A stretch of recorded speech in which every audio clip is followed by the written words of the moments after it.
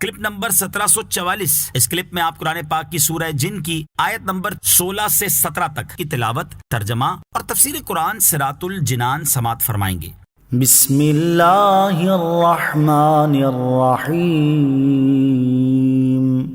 ترجمہ: اللہ کے نام سے شروع جو نہایت مہربان رحمت والا ہے۔ وَأَن لَّوْ اسْتَقَامُوا عَلَى الطَّرِيقَةِ لَأَسْقَيْنَاهُم مَّاءً غَدَقًا۔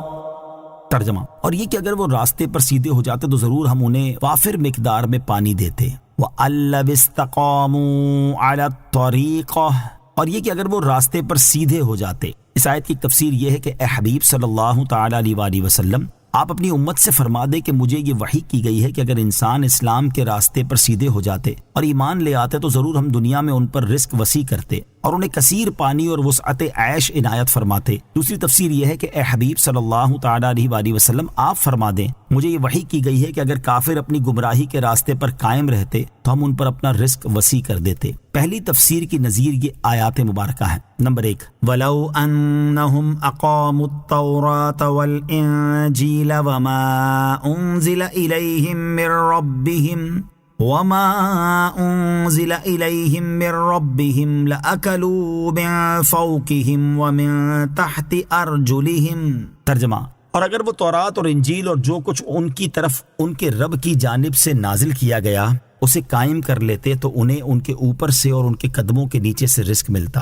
نمبر 2، وَلَوْ أَنَّ أَهْلَ الْقُرَىٰ آمَنُوا وَاتَّقَوْا لَفَتَحْنَا عَلَيْهِمْ بَرَكَاتٍ مِّنَ السَّمَاءِ وَالْأَرْضِ وَلَٰكِن كَذَّبُوا فَأَخَذْنَاهُمْ بِمَا كَانُوا يَكْسِبُونَ۔ ترجمہ: اور اگر بستیوں والے ایمان لاتے اور تقوی اختیار کرتے تو ضرور ہم ان پر آسمان اور زمین سے برکتیں کھول دیتے، مگر انہوں نے تو جھٹلایا تو ہم نے انہیں ان کے اعمال کی وجہ سے پکڑ لیا۔ دوسری تفسیر کی نظیر یہ آیات مبارکہ ہیں۔ فَلَمَّا نَسُوا مَا ذُكِّرُوا بِهِ فَتَحْنَا عَلَيْهِمْ أَبْوَابَ كُلِّ شَيْءٍ حَتَّى إِذَا فَرِحُوا بِمَا أُوتُوا أَخَذْنَاهُمْ بَغْتَةً فَإِذَا هُمْ مُبْلِسُونَ۔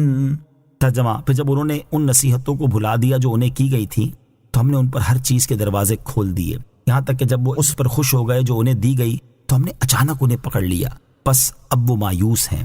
نمبر 2، أَيَحْسَبُونَ أَنَّمَا نُمِدُّهُمْ بِهِ مِن مَّالٍ وَبَنِينَ نُسَارِعُ لَهُمْ فِي الْخَيْرَاتِ بَل لَّا يَشْعُرُونَ۔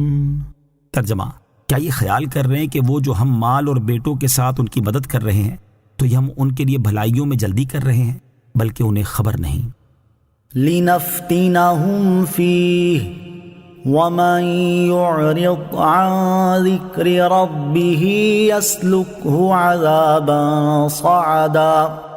ترجمہ: تاکہ اس بارے میں ہم انہیں آزمائیں اور جو اپنے رب کی یاد سے منہ پھیرے تو وہ اسے چڑھ جانے والے عذاب میں ڈال دے گا۔ لِنَفْتِنَهُمْ فِيهِ، تاکہ اس بارے میں ہم انہیں آزمائیں، یعنی ہم ایمان لانے والوں پر رزق اس لیے وسیع کر دیتے تاکہ اس بارے میں ہم انہیں آزمائیں کہ وہ رزق ملنے پر ہمارا شکر ادا کرتے ہیں یا نہیں، اور اس رزق کو اللہ تعالیٰ کی رضا حاصل کرنے میں خرچ کرتے ہیں یا اپنی نفسانی خواہشات کی تکمیل اور شیطان کی مرضی کے مطابق خرچ کرتے ہیں۔ وسیع رزق آزمائش بھی ہو سکتا ہے۔ اس آیت سے معلوم ہوا کہ مسلمانوں کو وسیع رزق دیا جانا ان کی آزمائش کے لیے ہے کہ وہ اس رزق کا استعمال کیسے کرتے ہیں، لیکن افسوس کہ فی زمانہ اکثر مالدار مسلمان اس آزمائش میں ناکام نظر آ رہے ہیں، کیونکہ ان کی دولت اللہ تعالیٰ کی رضا کے کاموں میں صرف ہونے کی بجائے اسے ناراض کرنے والے کاموں میں خرچ ہو رہی ہے۔ آخرت کا چین اور سکون دینے والے کاموں میں استعمال ہونے کی بجائے ہر طرح کا دنیاوی عیش حاصل کرنے میں لگائی جا رہی ہے۔ ان کی دولت سے عالیشان مکانات کی تعمیر اور ان میں دنیا کی ہر سہولت مہیا کرنے کی کوشش کی جا رہی ہے۔ صرف شوق پورا کرنے کی خاطر دنیا کی مہنگی ترین گاڑیاں خریدی جا رہی ہیں، اور مسلمان کہلانے والے مالداروں کی طرف سے اپنے نفس کی خواہشات اور شہوت کی تکمیل کے لیے کروڑوں ڈالر لمحوں میں اڑائے جا رہے ہیں۔ ان کی دولت دنیا کی رنگینی سے لطف اندوز ہونے کے لیے دوسرے ممالک کے مہنگے ترین سفر اور دنیا کی حسین ترین عورتوں سے اپنی عیش و نشاط کی بزم سجانے میں صرف ہو رہی ہے، اور یہ لوگ ایک دوسرے پر اپنی برتری ظاہر کرنے کے لیے حرام کاموں میں پانی کی طرح پیسہ بہا دیتے ہیں، جبکہ نیک کاموں میں خرچ کرتے وقت انہیں اپنی دولت کم ہونے کا خطرہ رہتا ہے۔ اللہ تعالیٰ ارشاد فرماتا ہے اولم یسیروا فی الارض فینظروا کیف کان عاقبۃ الذین کانوا من قبلہم كانوا هم أشد منهم قوة وآثارا في الأرض فأخذهم الله بذنوبهم وما كان لهم من الله من واق۔